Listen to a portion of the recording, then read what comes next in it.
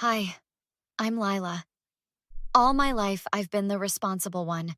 The one who stayed in our hometown and built a solid career in marketing while my younger brother got to chase his dreams with our parents' full support.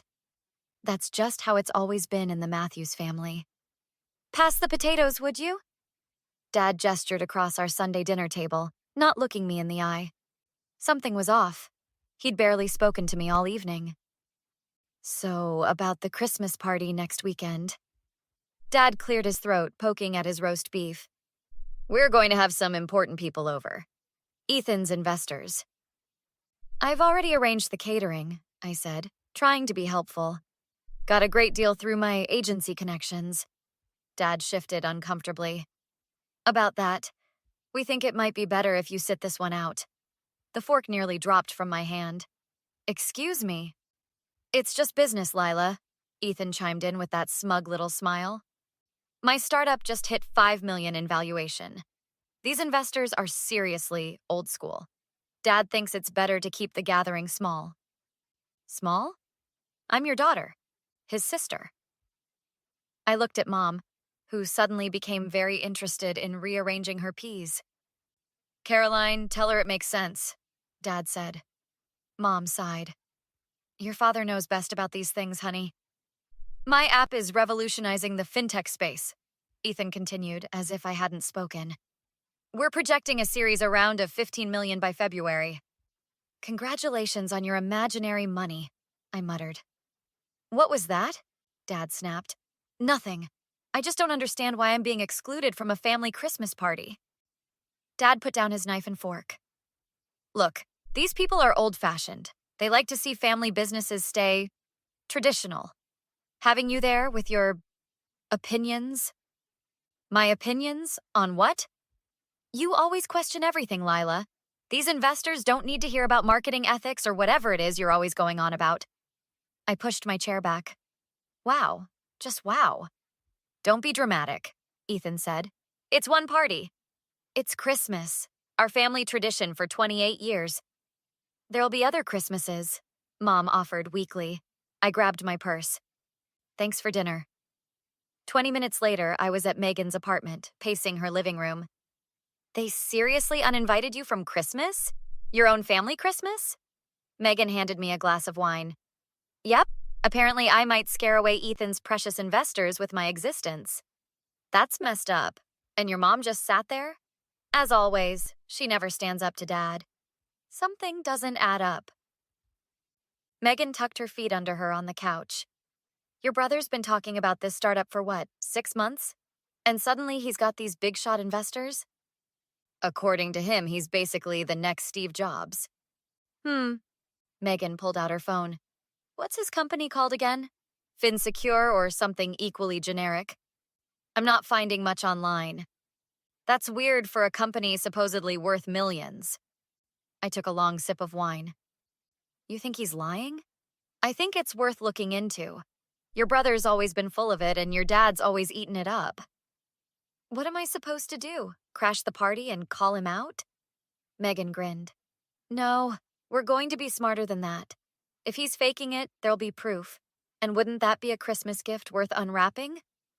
For the first time since dinner, I smiled. Tell me more. Megan and I spent the next morning hunched over her laptop, digging through every business database we could access. There's barely any digital footprint for FinSecure Technologies, just a basic website and a LinkedIn page with like 20 followers. For a $5 million company? That's ridiculous.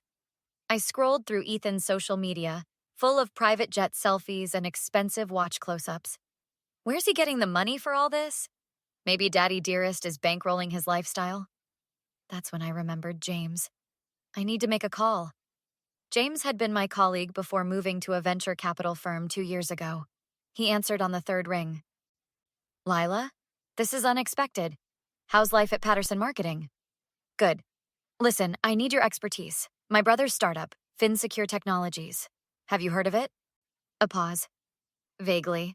Some kind of financial security app, right? Wait, Ethan Matthews is your brother? Unfortunately, he's claiming a $5 million valuation and major investors. $5 million? That's interesting. Let me check something. I heard keyboard clicking. I'm not seeing any major funding rounds. No SEC filings, no press releases from known investors. Could he be getting private funding? Possible, but unlikely at that valuation without any buzz. I'd need to see his pitch deck and financials.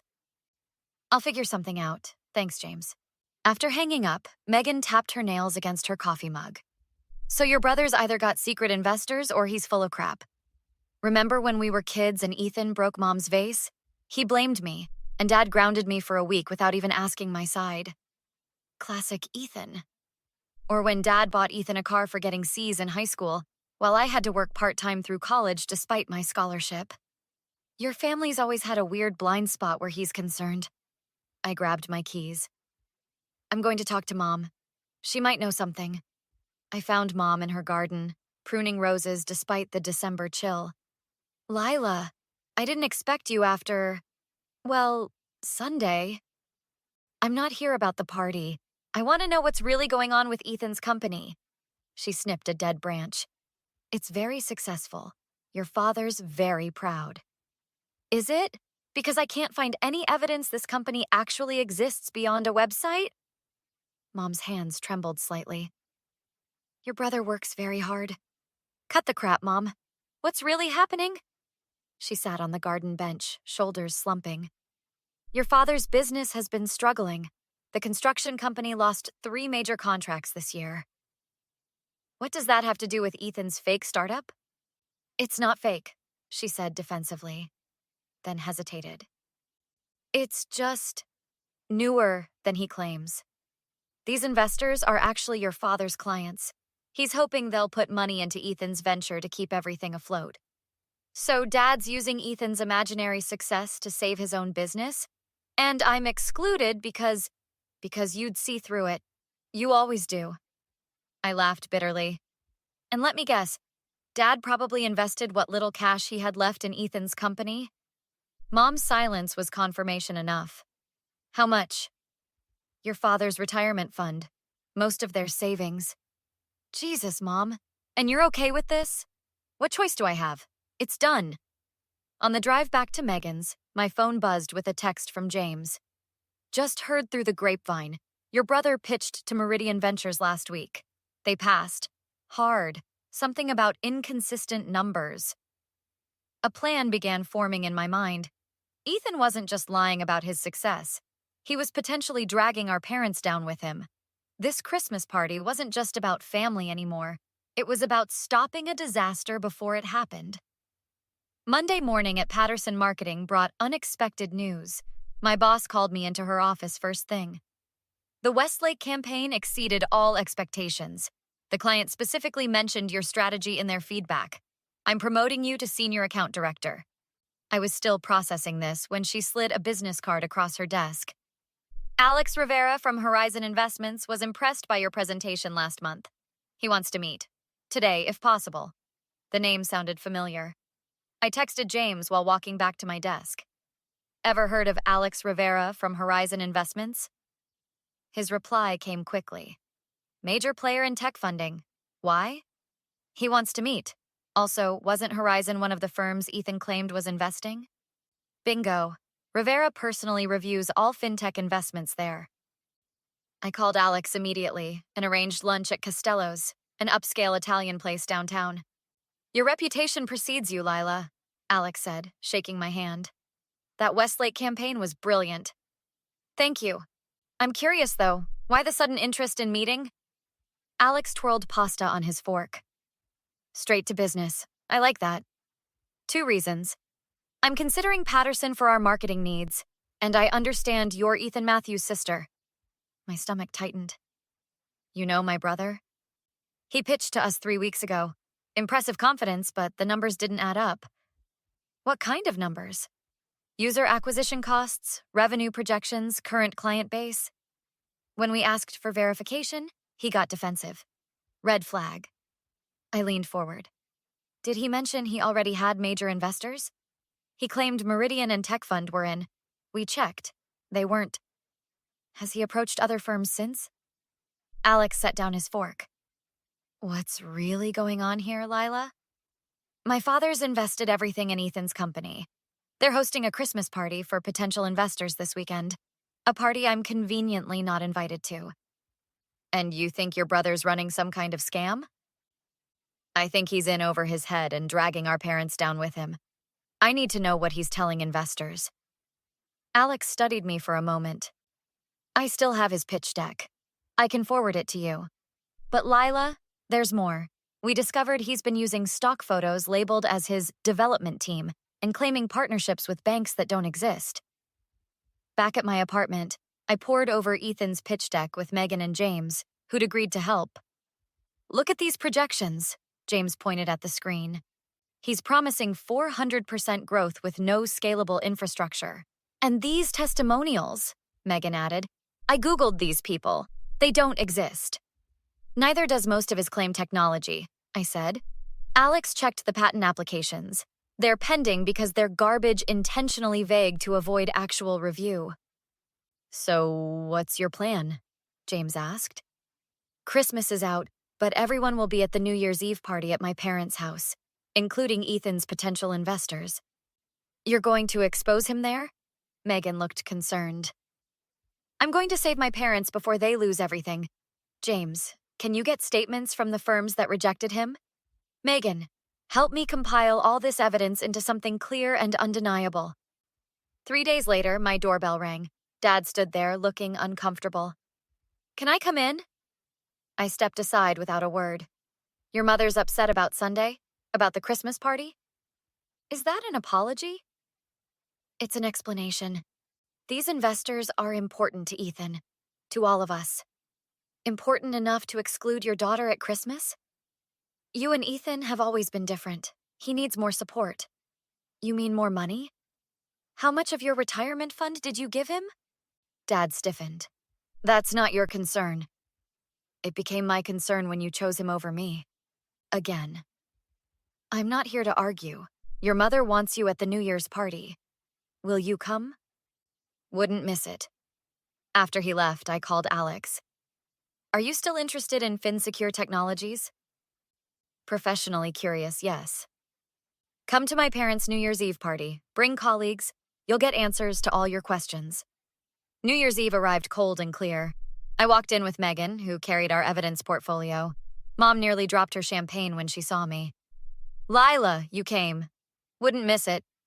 Ethan was surrounded by potential investors in the living room, Dad standing proudly beside him. We're projecting a $20 million valuation by Q3, Ethan was saying as I approached. Mind if I fact-check those numbers? I placed my laptop on the coffee table and connected it to the TV. Dad stepped forward. This isn't the time. It's exactly the time. Before anyone invests in FinSecure?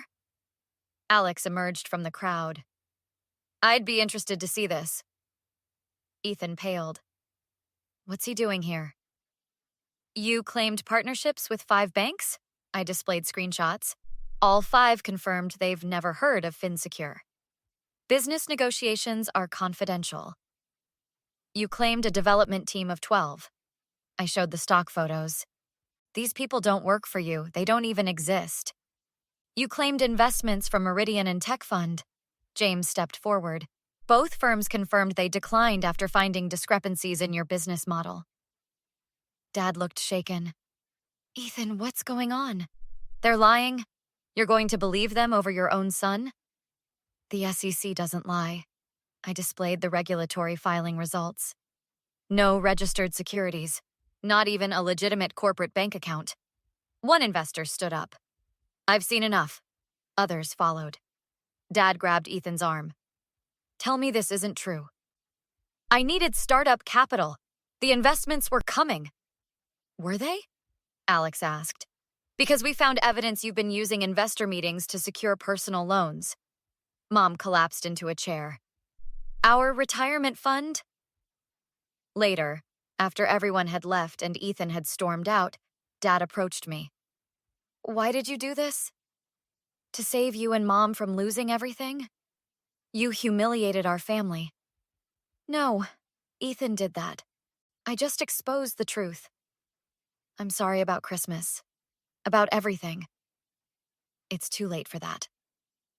3 months later, I accepted my industry's Marketing Excellence Award. Megan and James cheered from my table. Alex had become both a client and mentor. My parents had recovered some savings. Dad's business was slowly rebuilding, though his reputation had suffered. Ethan faced several lawsuits across the country. My phone buzzed with a text from Mom. "So proud of you. Dinner Sunday?" I typed back, "Maybe." On my terms this time. Some wounds heal slowly, but I knew one thing for certain. I'd never be excluded again. What would you have done in Lila's position? Was she right to publicly expose her brother's fraud in front of everyone? Or should she have found a more private way to protect her parents?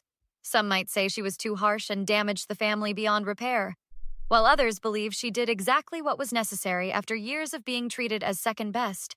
Share your thoughts in the comments below. Would you have forgiven your parents for their constant favoritism? Or would you have established firm boundaries like Lila did?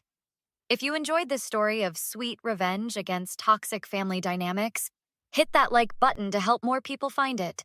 New stories every day. Subscribe so you don't miss the next one.